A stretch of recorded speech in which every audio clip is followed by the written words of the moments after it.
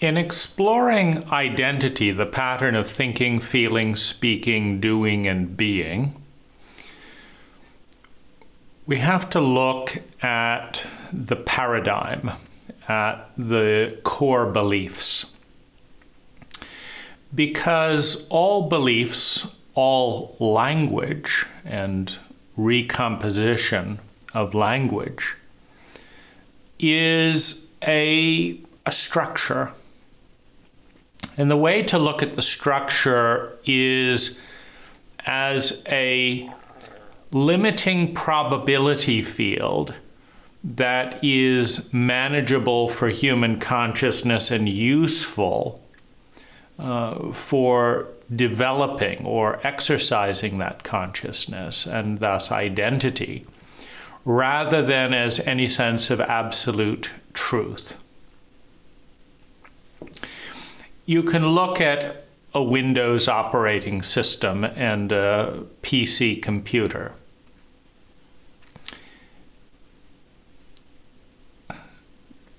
Certain programs will run on the Windows operating system, which in turn runs on the PC computer.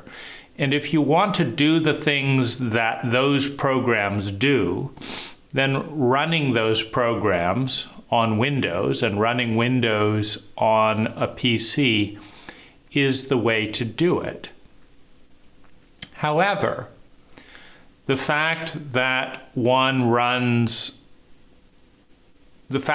creates a PC in a certain way, in a certain architecture of chip architecture on silicon-based, does not mean that that's the way to create a computer, the best way.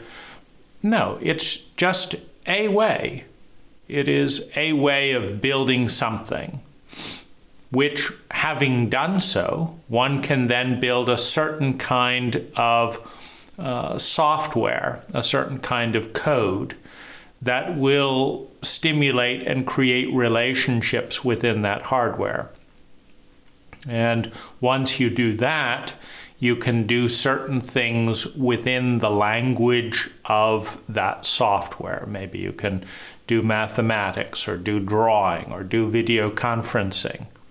And so to the extent that you want to video conference with someone rather than audio conference, or you want to audio conference, it is a useful set of architecture.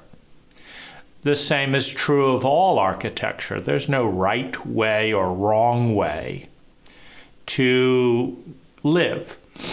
Should you live indoors? Should you live outdoors? Should you live a short, intense life? Should you live with high risk? Should you preserve life?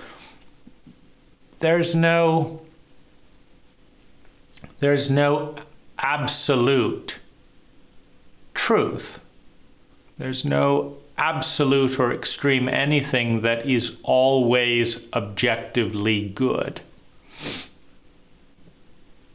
However, in the context of our human needs, our human drives to survive, to feel secure in that survival, to experience love and belonging, to develop self-esteem, to understand what our talents are and realize those talents, to bring abundance to ourselves and others with those talents, and to become part of something bigger than ourselves.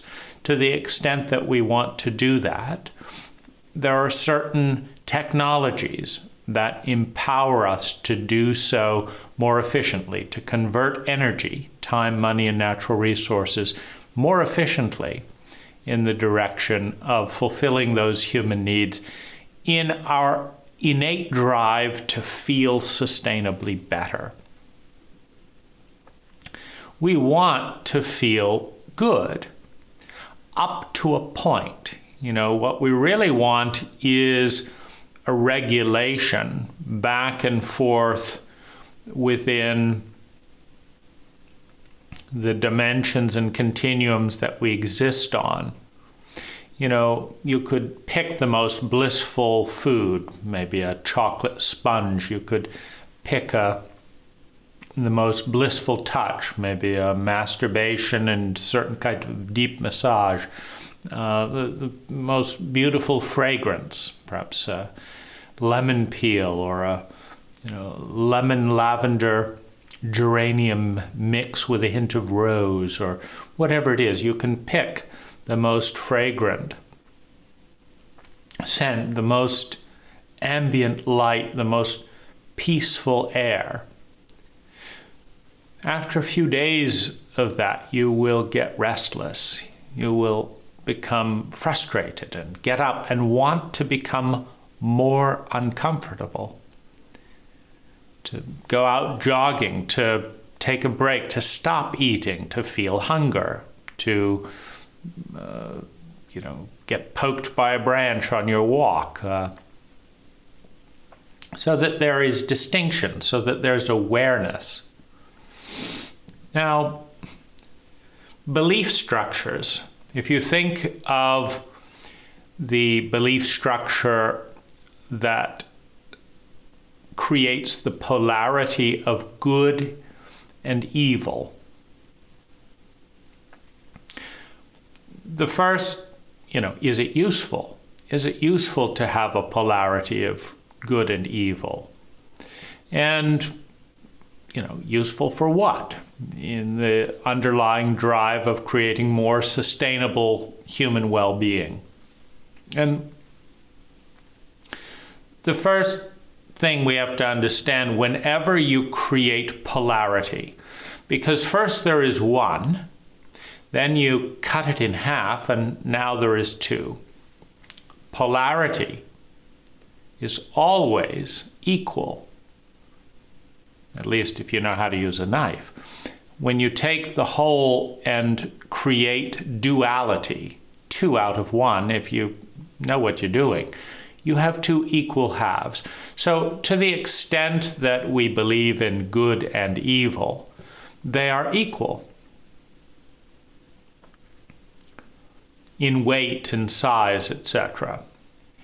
And so if we create good, well, what is that? Well, it needs distinction, it needs definition. So you need to create something that is not good. So that's evil. Once you create good, you create evil in distinction. And if you've done your cutting properly in a polarity, you have created 2 equal halves. So in order to believe and function in a world of good and evil, one is, first of all, signing up for a reality in which half of all that is bad, and half of all that is good. And there's not really, if you understand polarity and duality, there's not really a question of which side is going to win. Because one side cannot exist without the other. In order for something to be good and be distinct, there has to be a polarity. In a duality, there has to be the other. You can't be married if no spouse exists. So if you define something as distinct, it is distinct in relationship to something, or it is no longer distinct. It becomes meaningless to call it good. So as long as good exists, evil will exist, and as long as evil exists, good will exist. Because one only makes any sense at all without the other. It's the same with black and white.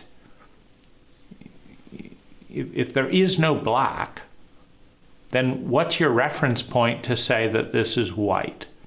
So if we're believing in a world of good and evil, we are believing in a world of good and evil, of evil and good. In balance, in polarity, in tension with one another. Now, what's the benefit? Well, the benefit of the paradigm of good and evil is directionality, because it suggests that there's a good way to go. And so you could say that's a benefit. Upward mobility is an example of that. You know, you're supposed to get more wealthy and more successful than your parents will. That's called upward mobility. And so there's the idea of movement, of progression, of evolution. Now, the problem with good and evil is a couple of things. First of all, in any polarity, it exists in a fractal pattern. Meaning, if we say that country is evil and this country is good, the fractal microcosm of that is that this political party is bad and this political party is good. And the fractal pattern of that is these people in our community are bad and these people in our community are good. And the fractal pattern of that is these members of our family are bad and these members of our family are good. And the fractal pattern that is one further step down is that these parts of me are bad and these parts of me are good. And then we have to decide, what to do with good and evil. And, typically speaking, what we've decided is that one should pursue and reward and become good and punish and shame that which is bad. Now, this is problematic because if you're going to polarize the multiverse into two poles that cannot exist without the other, then if you're going to do battle, you can wear both of them down a little bit, but you can't win the battle. Because to win the battle is to really lose the battle. Because there is no good. There is no right without left. I mean, do you understand in polarity, you can't have white without black, or black without white, or up without down. What does up mean if there is no down? It's pointless. You don't need a word for it. And so polarity is useful for the birth of human consciousness because it gives rise to language. Language is the wound of ecology. Before language, before the knowledge of good and evil, there is an interconnected ecology. All things are one. There's no cut that says this is the pinky and this is the ring finger and this is the middle finger. No, it's one. And of course, we can still look through that lens. I mean, who said that the pinky is separate from the ring finger? Can you have a pinky without a ring finger? Don't they both rely on the hand? If you cut the pinky off and put it on a table, is it still a pinky? What about a few days later? You see, if there is no pinky without a hand, then why are we talking about the pinky rather than the hand? Now, if we cut the hand off and put it on a table, is it still a hand in a month? Or is it mold or withered something. Now, if you keep following that back, if you cut an individual off from their species, does the individual exist? I mean, obviously, if you erase the past of the individual, then they could not be conceived by their parents. And if you erase the past of those parents, they couldn't have been conceived by their parents. So can you really say that anything exists without the other? And how so? You know, every single moment we're alive, we are interdependently connected with the forest,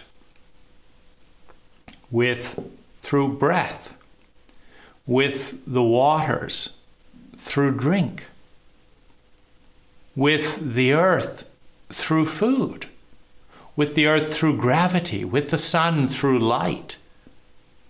There is no human being without a sun. So how can you say we're separate from something if we don't even exist without it? It seems like we are a part of the sun.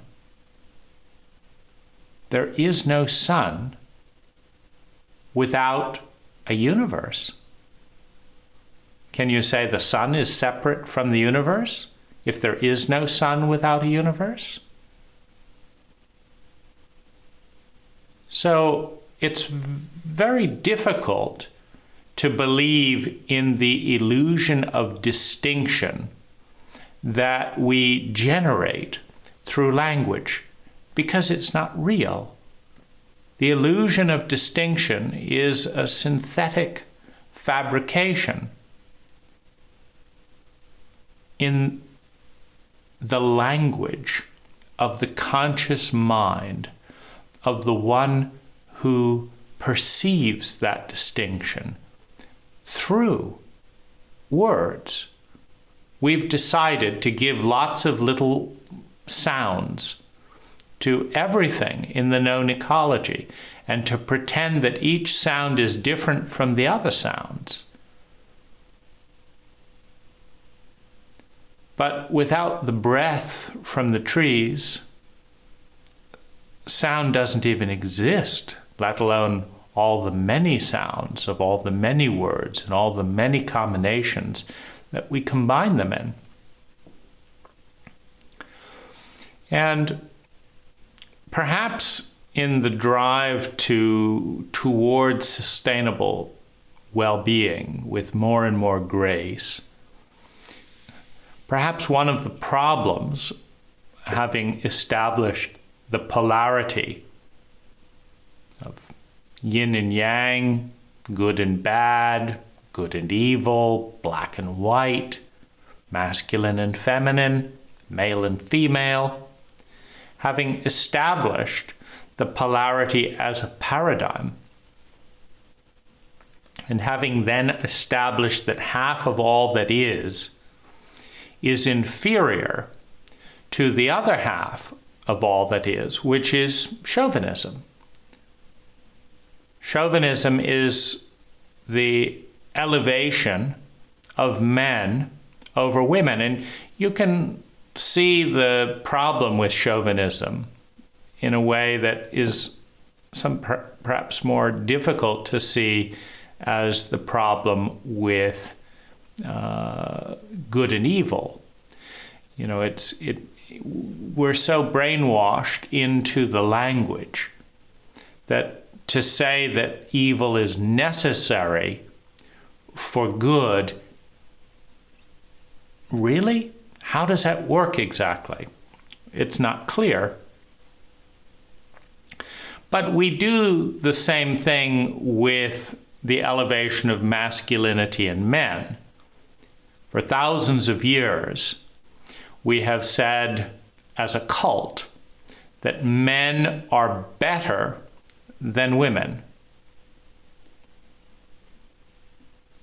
And therefore, men should have more freedom, more power, more money, more status, more education, etc. we've said that because men are better than women, because masculinity is better than femininity, that men should be elevated and women should be sublimated. Now, if you're brainwashed into such a cult, you may say, well, yeah, but it's not scientific, is it? You know, we talked about the fact that good cannot exist without its opposite, that black cannot exist without white. If everything is black, in other words, if everything is black for all time, it's irrelevant to name it. If the fish is always in water, it's not aware of that. It needs to come out of the water to become aware of the water. For water to need a name, there has to be something else other than water. Otherwise, it doesn't need a name and it isn't conscious. Now, if you say that, you know, white is better than black, but white needs black to exist, it makes no sense. Now, if you say that men are better than women, you can see the fallacy of the paradigm when you act consistent with it and life falls down, when you create more sustainable suffering than sustainable well-being. So if men are better than women, well, let's be rational here. We've got to get rid of all the women. Just kill them. You know, it's like we don't want inferiority in God's garden. You know, let's just kill them, right? Kill all the women, right? And then the world will be a better place.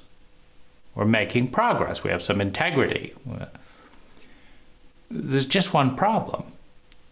Who's going to create the next generation of men?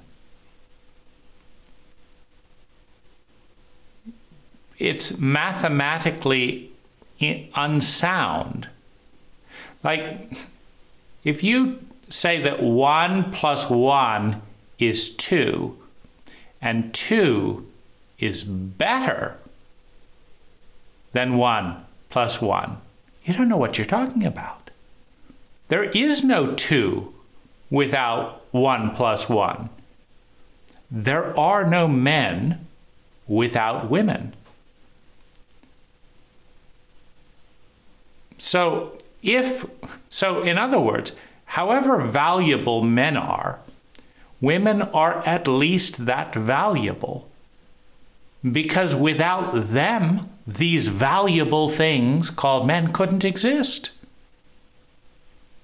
Don't exist, won't exist. You know, in the same level of absurdity, one can make the case that the golden egg is more valuable than the golden goose that lays golden eggs. Of course, it makes no sense. If you have half a brain, the more you value the egg, the more you value the goose that lays the golden egg. And so, you know, this illusion of vertical polarity falls away. And when we look more closely at patterns of energy, because white is a pattern of energy, black is a pattern of energy, men are a pattern of energy, females are a pattern of energy, whites are a pattern of energy, blacks are a pattern of energy. So you have patterns of energy. Now, when you pick a polarity, let's say, let's say anything. When you pick a pattern of energy, you say, big is better than small. You're a big boy now. That's good. You're now better than if you were a small boy, right? So you're growing, right? And that's good. Big is better than small. You see, if you just continue, I mean, let's say a plate. You know, you buy a plate this size. Bigger plate is better. Bigger plate is better. Now, by the time you've purchased and asked multiple helicopters to fly in a 500-foot plate, you're not moving towards well-being. You're moving towards extremism. In other words, the science tells us that everything taken to extremes, that every pattern of energy in the ecology has a dose and a proximity that is too small to be beneficial and medicinal. It has a dose and size and proximity that is appropriate, that nourishes, allows, supports our sustainable well-being. And then it has a larger size and proximity that becomes toxic. In that sense, if you think of salt, for example, if you eliminate all salt, you die. If you add some salt, food tastes better and you live. If you have a tremendous amount of salt, you die. If you have 3,000 degrees below zero as your body temperature, you die. If you have 10 degrees as a body temperature, you likely die. If you have 98 degrees, you're doing well. If you have 200 degrees as a body temperature, you're likely dead. If you have 4,000 degrees as a body temperature, you're dead. So you're in this dynamic of a continuum of proximity, a continuum of intensity of all patterns of energy that at some level are too strong and at some level are too weak and at some level are medicinal, bring value. And this requires a more complex paradigm, a more complex operating system. Because if you divide the world into good and evil, and then proceed to identify the half of the world that is good, and more good is better, and more good is better, then you really have no way to go but towards extremism. Your duty within your paradigm is to embody more and more and more and more and more and more and more good. That's your obligation within your paradigm. Particularly if you hold the somewhat dubious belief, because it is quite a leap of faith to say that the good should be rewarded and the bad should be punished. Like, where does this punishment thing come from? You know, who said that half of all that is should have pain inflicted on it? By whom? By the good people, right? It's kind of a little bit of a shaky move there mathematically. We're the good people who what? Are cruel and sadistic, who want revenge, who love to torment and torture half of all that is because we're so good, because torment and torture is the right thing to do. Okay, so what's the wrong thing to do? Be loving and kind? You see, it's an interesting and it's a difficult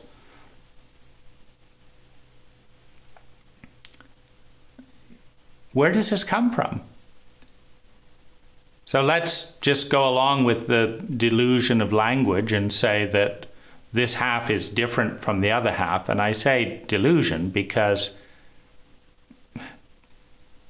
you don't get many men without women, and you don't get many women without men.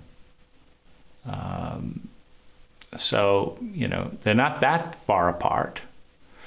And so, okay, so you've got the bad people.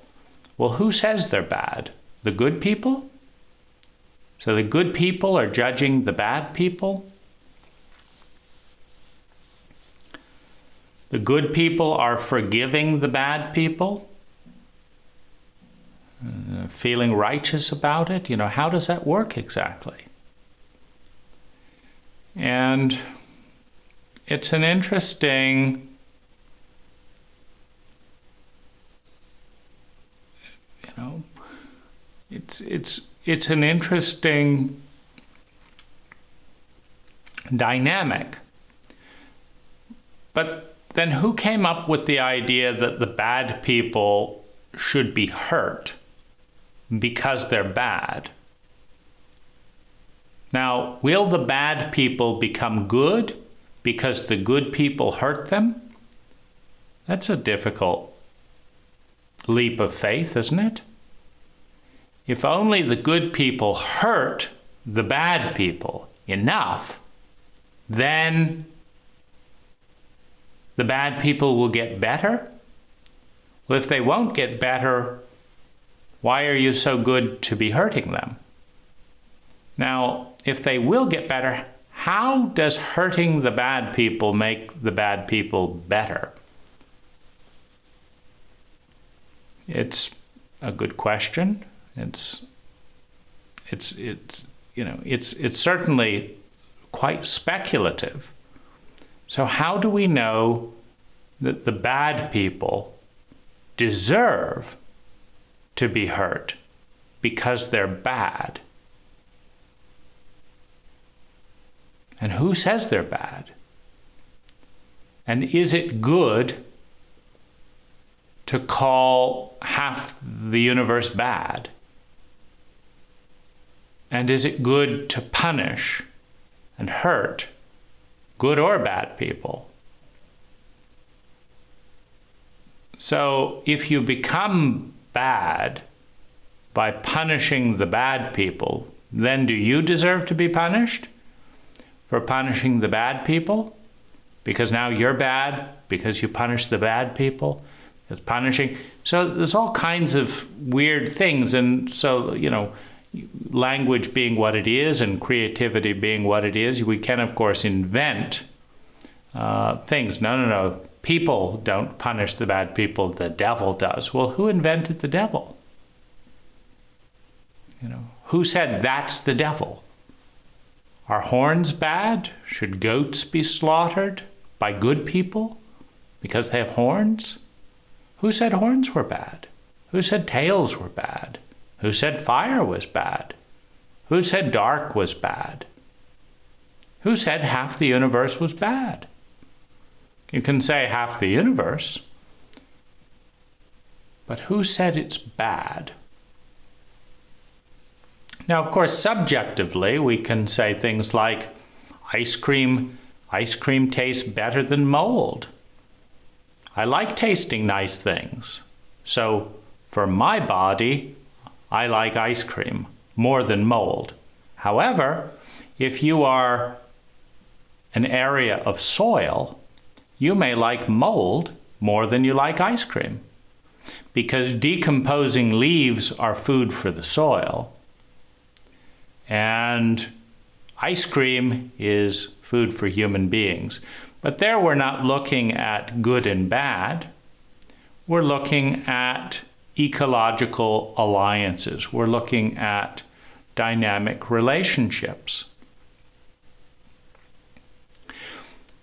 Now the thing is, it doesn't matter what your belief system is. It doesn't matter what your language is, what your cult is, what your habits, your identity of thinking, feeling, speaking, doing, and being. It doesn't matter what they are.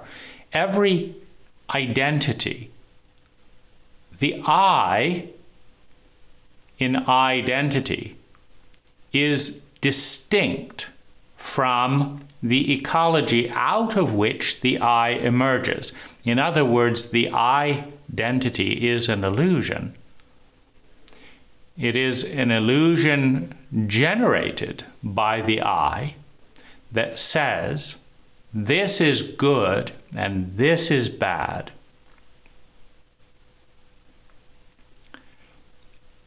That I am this and I am not that.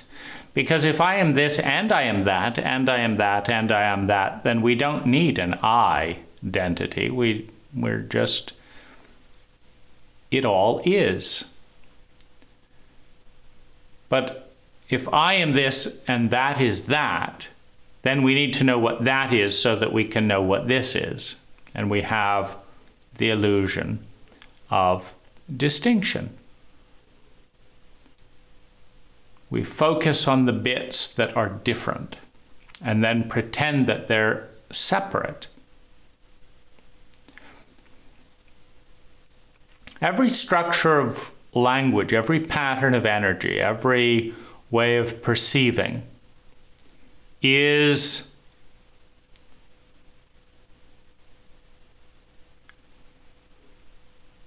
a tool. If you put steel in this way and that way, and in this way, it can be a hammer. If you put more steel in this and that way, it can be a nail. If you hammer the nail in a certain way, you get a certain impact of the nail. And the question is that good?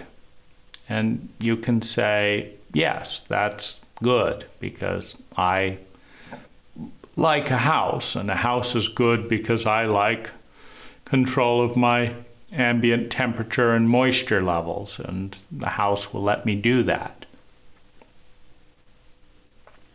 But every construct, every tool, every language that anything is built of allows us to see things, allows us to do things that we could not do without that structure, allows us, the conscious mind, to do things that could not be done without that structure. And so a given belief system, a given language, a given paradigm is useful for certain things. But all beliefs and all paradigms tend to create directional movement, which at some point becomes extremism, because the pattern is replicating and replicating in a way that becomes more and more out of balance if we pursue it dogmatically. You can think of the movement of the human body in walking. You lean into the right side, you put your right foot forward. You straighten your right foot, you move up.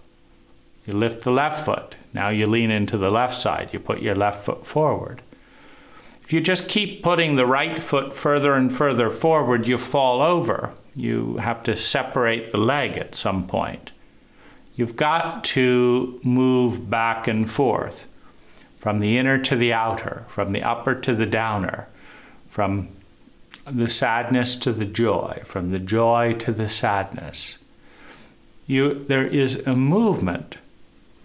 And relative to the scale of a given entity, at a certain point in the extremity, it violates the scale. It becomes too intense, too big, too cold, too hot for that pattern of energy.